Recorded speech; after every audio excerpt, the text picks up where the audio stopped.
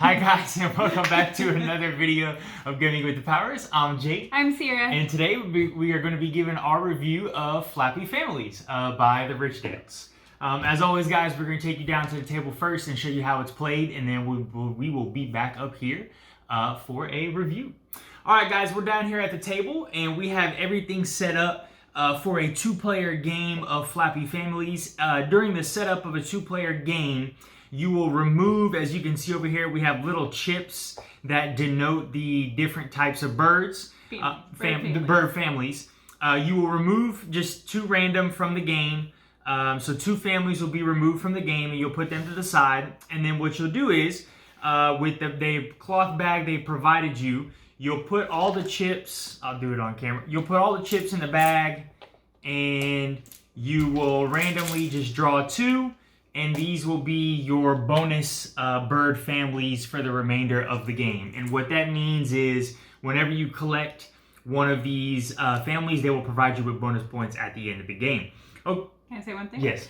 So when you remove two of the chips, you're removing those families from your deck and the gameplay of that turn. So basically how a turn works is you can see the board is laid out here. Everybody starts with 4 cards. These 3x3 grid row is filled. On your turn, you will flip 1 card over, okay? At this point in time, you have 3 different options. Option number 1 is you can take this card into your hand and you can put another card from your hand back face down onto the board, okay? That's the first option. The second option is you can decide to flip another face down card face up. So I'll flip this one up. If they match, you get to collect both of them. So do you happen to have a swooping singer on you? I do not. I have a bright beauty though. Okay, you want to do a bright beauty? So let's say it's Sierra's turn. She flips over the bright beauty, and then she would flip over this one. Since they both match, she would get to collect both these cards into her hand. And then option number 3 is if you don't want that card, you don't want to risk having another bird getting to your opponent, you can then take 2 cards from your hand, put them face down in any open spot that you choose, and then you are allowed to draw 2 cards from the deck. Okay? Blind draws. Blind draws, correct. So those are the 3 options that you have on your given turn. If a row is ever empty, so let's say, for example, we've cleared this row out. If a row is ever empty, you will take 5 cards from the deck and you will go ahead and fill that row completely. Okay? And then... Predators, correct. So... I think I actually have a predator in my hand. I do not. Let me look through your deck real quick. So predators, guys, which there's one, they have predator cards on top of your bird cards. So, and I didn't say this, I forgot. I probably should have started with this. But basically the goal of Flappy Families, guys, is you're collecting different families of birds. So, you know, like I have these 4 different birds. I want to collect... like she would go for bright beauties, I want to go for bright beauties. So the more birds you have, the more points you're going to score at the end of the game. So more birds of the same family. Yes, yeah. Same family. So here's the end game scoring card. So you can see here, if you have 1 bird of that family, it's 1 point. 2 birds of the family is 3, 3 is 6, 4 is 10, and 5 is 15. Okay, so that's the ultimate goal of the game, is trying to collect as many different bird families as possible and as many birds of that family. If you happen to run into a predator card, how that would work is as soon as the predator card is flipped over. So let's say this is the predator card. I flip this over. My turn is immediately over. I take the predator card into my hand, and that spot would not get refilled. That spot will become empty. If a predator card is kept into my hand at the end of the game, it is -1 victory points at the end of the game. Now, I can also put this predator card back face down to try and like trip up Sierra. So if I flip this card over, which is a bright beauty, could take this into my hand and I could put the predator card face down and she would never know you don't flip it up like he did. Yeah. You just keep it face down, put it in its spot, and then... Yeah, so it would look like that would be the official turn, and then I take it. So that is the Predators. Okay. And then the game is over when the deck of cards right here runs out. As soon as it runs out, it's over. There's no final turns. It's over. You go straight to scoring. Again, the bonus points at the top, those will denote the birds that will get you bonus points. So for every one bird that... So, like I have a seesaw, I get 1 extra point for having it. If I had more, I could get more points. If I had the avian flyers, you get 2 points for every avian flyer. Yep. On top of their family scoring. Yes. So if you had 5 avian flyers, you would get 15 points, and then you get 2 points for each one, so that'd be 10 extra points. So you'd be getting 25 points. You'd be getting 25 points in general. For your avian flyers. Okay. So is that... Am I missing anything? I'm missing anything for the rules? I don't think so. All right, so guys. So we're going to take you through one quick turn to show you how it's kind of played, and then we will be back up top for the review. All right, so I'm going to flip this card over. I don't want that. What about this one? Forest Flyers. Nope. So then I would flip those back over, and it's Sierra's turn. Oh, Predator. Goes my hand, my turn ends. All right, guys. So that is one full quick turn of Flappy Families, and we'll see you back up for our review. All right, guys. So we're back here. I hope you enjoyed the quick playthrough and walkthrough of the game, and let's go ahead and jump right into it. So starting off with theme. So I went ahead and give this an A. I think this is, I really haven't seen too many matching, there's a bunch of set collection board games, but I really haven't seen a board game with the style of where it's a matching set collection. So I think that's kind of cool, and I think it differs from it. And then obviously, like if you like birds, this is a cool game for you. And then, with the New Zealand birds, it's just, there's not too many board games like this out there that you see. And so that's kind of why I give it an A, just for the difference in it, per se. Yeah, okay. I gave it an A as well. I love the bird concept and that you're collecting these different family of birds. And I love that it's like New Zealand specific. We get to learn a little bit about the country, the type of birds they have in wildlife. And yeah. Although I don't feel like you're doing a whole lot like bird type of movements, that kind of theme. It's like collecting them and their families. I thought that was cute. Yeah. Cute idea. All right, guys. Moving on to components. So I went ahead and gave components a B+ here. I don't think there's anything wrong with the components per se, but it's like it's a small box game, right? So you're gonna get typical generic things. I mean, these are typical generic cards. With the feel of them, the thickness of them. I think why I gave it a B+ over a B was the board itself. I think the board is nice and thick, and I love the indentions that they've made in the board to help you flip the cards over like this. If they didn't have those in there, I think it would kind of be a nightmare of like having to try and like pick the cards up or like slide them off yourself. So that's definitely cool. I do like the wooden chips that they made. So again, I think it's just a little bit above average. Most of the time with these smaller games, everything's going to be about the same. So I'm giving it just that notch above for the wooden tokens and then the little indentions they have here on the board. So B+ for me. I'm giving it an A+. This style of game to me is not meant to have a lot of components, and I actually appreciate that.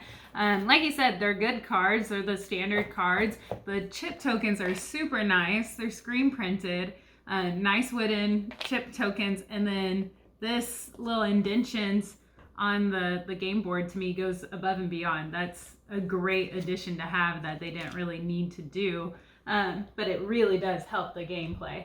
And then if we were to look in the box, I think the organization of the box, there's not a whole lot to it. So it's super organized. And those are the things I appreciate it. I love the artwork, by the way. I don't think I mentioned that part. The birds are so cute and done really well. So that's part of it as well for me. Moving on to setup. So I went ahead and gave setup an A+ here. I mean, this is literally like 2 to 3 minute setup. You literally just shuffle the cards up, deal them out. to each other, put them on the spaces down on the board, and then you're drawing the wooden tokens. I mean, not much more to say than that. Quick, nice, easy game to get out if you're, if you don't have a lot of time. So, I mean, this is very quick to get to the table and very quick to set up. So I think it's an A+. I gave it an A+ as well. I think it's super simple, and I appreciate those quick, easy setups. Yep. I tend to want to go and do some of the shorter games, so this is a perfect game for me. Okay, guys, so moving on with length. I went ahead and gave length an A+ here. So I think the game is super short, but in a good way. So 15 to 20 minutes maximum.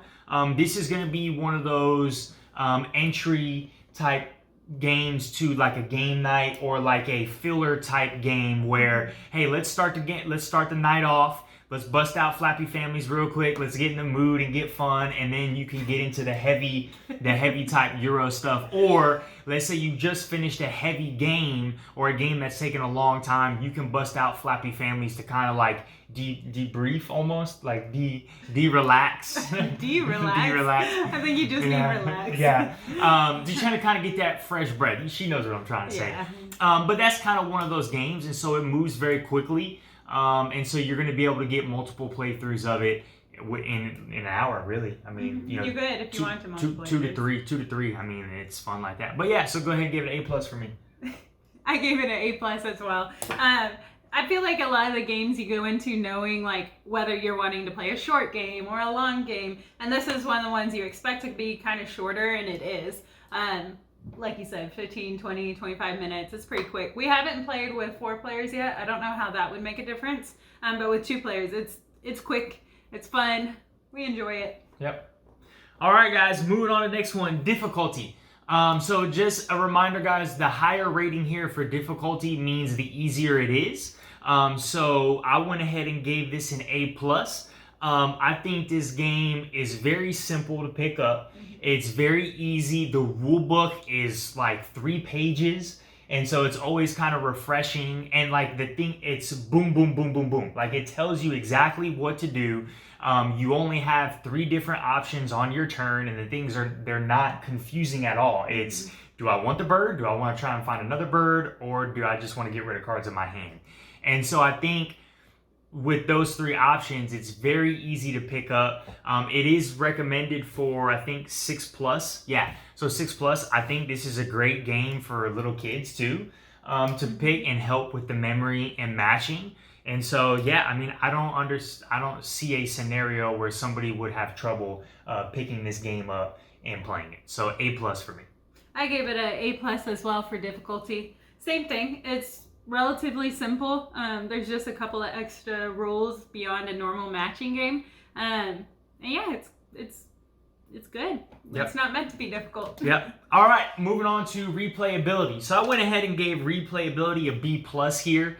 Again, I think just with the different type of birds for 2 players, you're going to get a little bit of replayability, but not as much as a typical big box game, if that makes sense. But again, this is not a big box game. I'm not trying to compare it to a big box game. The reason why it's that notch above an average replayability for me is with 2 players, you are always having to remove 2 different types of birds. And so, and every single game is going to be different because, I said types, families, I'm sorry. There's always going to be 2 families removed. And so every single game is going to be different because you're going to have those different families removed in every single game. So that's going to give it that extra notch above average for me in terms of the replayability. I gave it a B+ as well. Kind of the same thing. It's still just a matching game, so you're still, the whole concept's matching birds. You can go about it in different ways. So like in our playthrough, you'll see he puts down two of the same birds that he means to get later. Yeah. And I picked them up thinking that he was doing that. And maybe in a future game, he's not going to do it that way. He might put one predator and same one down. So like you can kind of change up your strategy. But even though it's a matching game, it's still kind of, what am I trying to say? It's still kind of like different, same, similar to other games, except that you can change it up in just small ways. And something that I just thought of too, I think what it would give the notch above average for me is just the different types of, like, the level of games that we've had. So like there's been games where I really haven't been able to collect that many birds, and you have, and have blown me out. But then there's times where like I've collected a crap ton of birds, and I'm like, oh, I'm about to destroy her, and like she ends up beating me by like 1 or 2 points. And so I think that's cool about it. The variety of the way the cards come out and how you collect them is sometimes you might not collect as much, sometimes you're going to collect a whole bunch, or sometimes it's going to be more even kill. So I think that's kind of cool. Yeah. So if you watch our playthrough, I blew him out just a little bit. Versus last night when we were playing, I beat him by 1 point. And it all has to do with how many birds you get of the similar family, plus the bonuses or predators. Like there's a lot that change it up enough, I think, for me. Yes. All right, last one, moving on to price. So I went ahead and gave the price a B+ here. So I backed this on Kickstarter for $22 to $24. I don't know the official price, so I'm not going to quote it, but I know it was in that range. It's actually retailing on the Richdales have a website for Flappy Families for $28 USD. When you go on the website, though, just I don't want to say caution, just a heads up that the price is going to be shown in New Zealand dollars. So if you go on the website and see $45, don't be alarmed. That's New Zealand money. The exchange rate is about 28 US dollars. Again, for that price point, I would say it's just a little bit above average. I would definitely consider it at that price point because I think you're going to get your money's worth out of it. With how quick the game is, how different the concept is, I think this is another one of these games like, hey, I want to play a quick, fun matching game that's like different and out of the box. Let's pull out Flappy Families. So again, $28 with the components, and I'm, because they have made this game themselves, so that's part of why the price point is a little probably higher than some of these small box games, because usually they typically retail around $20. But that's why you guys have to understand that that's so high. The board is probably the main reason why it's that price, but I love it. I would rather pay the $28 to have the board cut this way and be as thick as it can. So that's something I wouldn't change. I would rather have to pay $28 and have the board like this than pay $20 or $22 and not have the indentions in the board and not have it as thick. So B+ for me. I gave it a B+ as well. I think it's a pretty fair price, maybe a little bit on the expensive side for a smaller game, but overall, it's a good game. It's worth picking up. I think you gotta keep in mind they're gonna be shipping it from New Zealand, so you might be having to pay for shipping as well, depending on how you get it. But for us getting it off Kickstarter, great price. But buying now, it's all right price. Yeah. All right, guys, moving on to overall rating. So I'm going to go ahead and give this game an A overall. I would definitely recommend this game, especially for 2 players. I think it's just the concept of the game, again, it's just that different. Everybody's played matching games, but you've never quite played a matching game like this. And then, again, what she said earlier is, being able to learn about the birds of New Zealand. Like, I didn't know anything about the birds of New Zealand, so, like, it's just kind of cool to see those different birds and try and pronounce the names of some of those birds and just learn about the I don't want to say history, but, like, learn about the culture of New Zealand and the birds. The wildlife. The wildlife, there you go. Learn about that wildlife that they have there. I was going to point out one thing you can see. They have like the normal name, I guess, or English name. I shouldn't say normal. But then they also have the name, what it would be spoken over in New Zealand, the native tongue, which we found really interesting there. That's probably one of our favorite parts of this game is where... So 8 overall for me, definitely. We'll put the link in the description here so you guys can go to the store. But I would definitely recommend this game. Get it for Christmas, or you want to get it for New Year's, after New Year's gift. But I'm highly recommending this, so A for me. Yeah, I agree. I think A+ for me. I'm kind of in between. I think it's a great game and definitely worth picking up, especially if you have younger kids or families that want to play. I think it's a good family style game, and it's one we'll bring over with friends and play some more. Yep. All right, guys, that's what we got. You got anything for them? No. All right. As always, guys, y'all check if you're interested in Flappy Families. Check the link in the description below to go ahead and buy it. Again, this is not a paid promotion of any type. We're not being paid to say this. We're not being paid for you to buy the game. I just backed this game on Kickstarter because I want to try something new. And I'm happy with the game. We love it. And so we want to be able to promote this game and promote it to everybody else. And so, again, we definitely recommend you pick this up. All right, guys. As always, please comment, like, subscribe, and y'all have a great one. Bye. Bye.